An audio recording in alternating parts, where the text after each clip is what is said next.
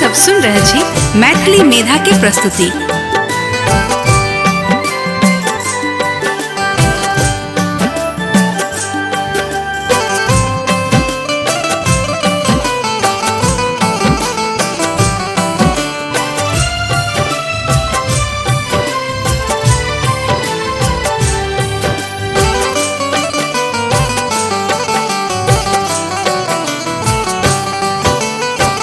सबके पूजलिए मैया धोखे हम खेलिए अही सा एकटा आस है कियो नहीं अपन भेलै सुख भेलै सपना अही सहारा विश्वास है।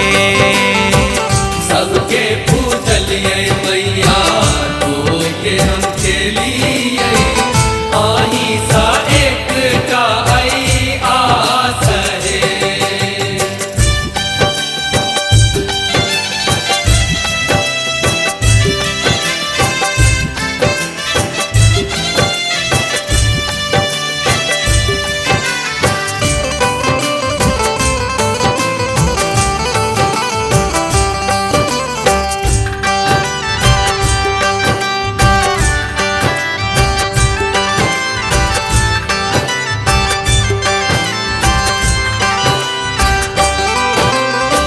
निपल पोतल घाट सजाउल ताकि अहीं के बाट है।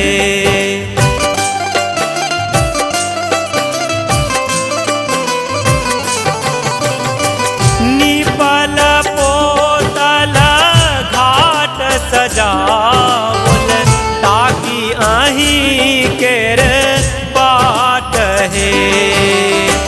चौमुख दीप सा कलशा सजावल दीनानाथ होयौने सहाय। सबके पूजलिए मैया धोखे हम खेलिए आही सा एकटा आस है। अही सहारा विश्वास है।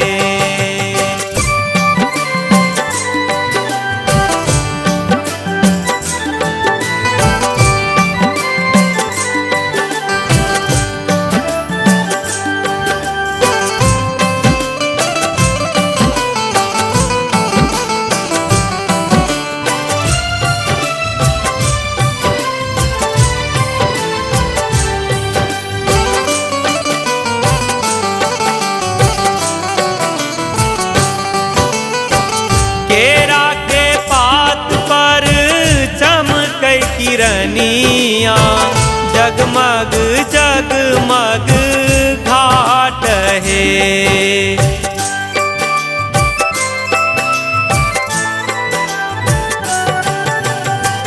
केरा के पात पर चमकै किरनिया जगमग जगमग घाट है।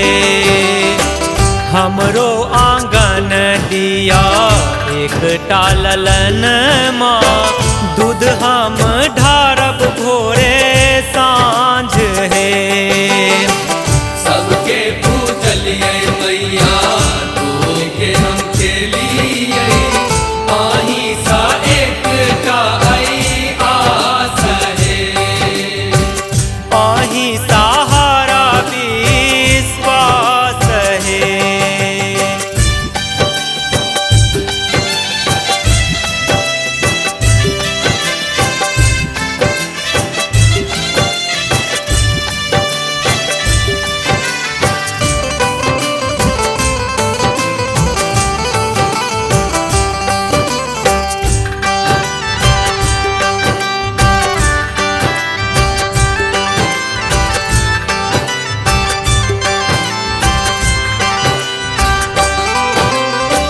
राधे अपन माथ दौरा उठाओत करत अहीं के गुण गान है।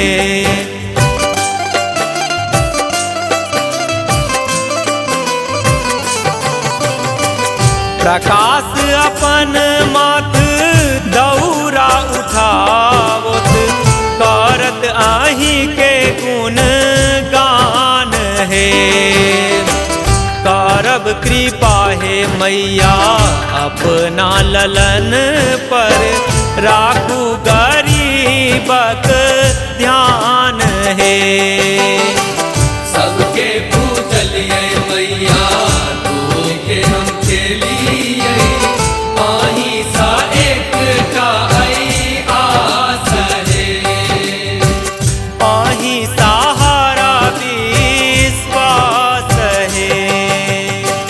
सबके पूजलिए मैया तोके हम खेलिए, आही सा एकटा आई आस है। कियो नहीं अपन भेलै सुख भेलै सपना, आही सहारा